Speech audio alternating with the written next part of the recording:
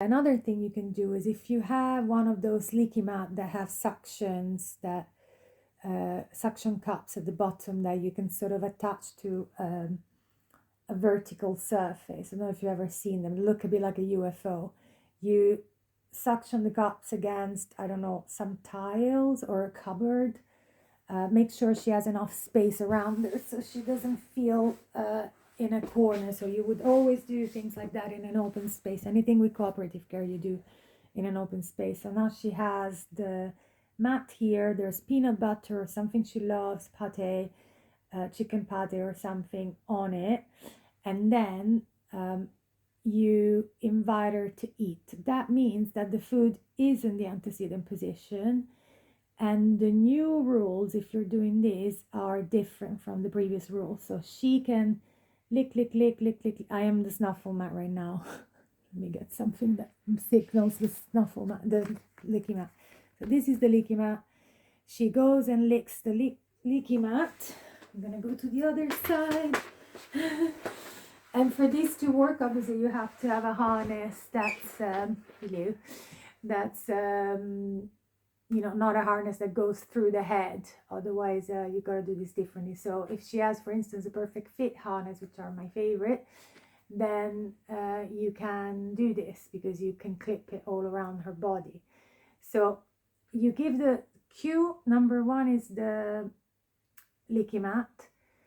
Then if she performs the behavior of licking the leaky mat, then after a while you can say break and toss the treat away. She goes to collect this treat. She turns around, she sees the leaky mat and thinks, maybe I want some more. She goes there. You let her lick a little bit, you top it up, you put some more leaky stuff or some extra hard treats in it. Like I said, if you bought the one that has a UFO style, then it will collect the treats at the bottom so they're not going to fall to the floor. So she's licking, and from time to time you say, okay, break, and you toss the treat away. She goes to collect that treat. So this is just to establish that from time to time you'll ask her to get a break. So this helps to give a little bit of agency as well. I'll explain later. So then she turns around, sees that. What we're trying to do this is to establish the leaky mat as a start button behavior. So from time to time, what you start doing, as she's licking, you put the hand a bit closer. So she's still licking, she's very close to the leaky mat. Your hand is closer. And the trick, the real skill here is to make sure that the hand doesn't go so close that it triggers a reaction. So you can move the hand here. She's still licking, she's fine with your hand here. Then you take the hand away and say break, and you toss the treat over that. She goes to collect it. She comes back here. She's still licking. You top up the leaky mat as well. She's still licking at the leaky mat. And now your hand goes a little bit closer, or you're just holding the harness here. Is she still eating? So the real contingency here is, the real situation is, now that the food is in the initial position, is the, hey, there's opportunity for reinforcement here. We say that the food is in the antecedent position.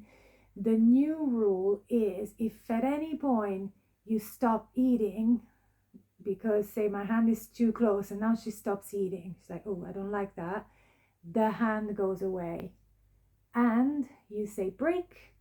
So you toss the treat over there. This tells her that you acknowledge when she's feeling stressed or taken, or social pressure is too much.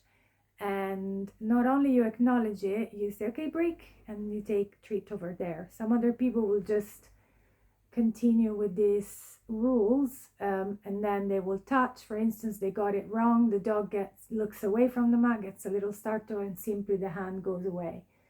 No reset toss. But I like personally to do the reset toss.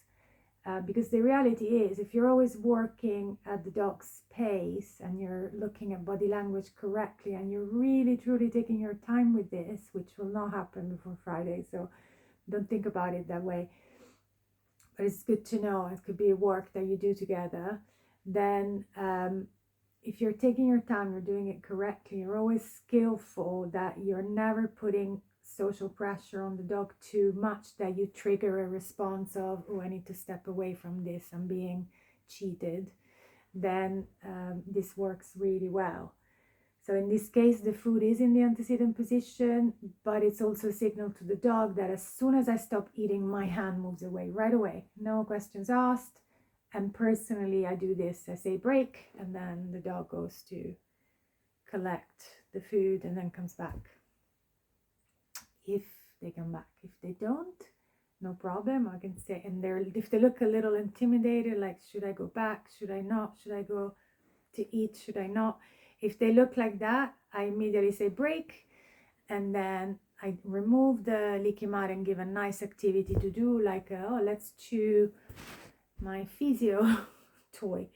I'm gonna chew this physio toy and we're done. But the following day, when I do the next exercise, I'm gonna, instead of even going here with my hand, I'm gonna keep it there or even to the side. So I go way lower in criteria than what triggered the removal of the dog in the first place, because that means my gesture was too pressuring. I hope that helps.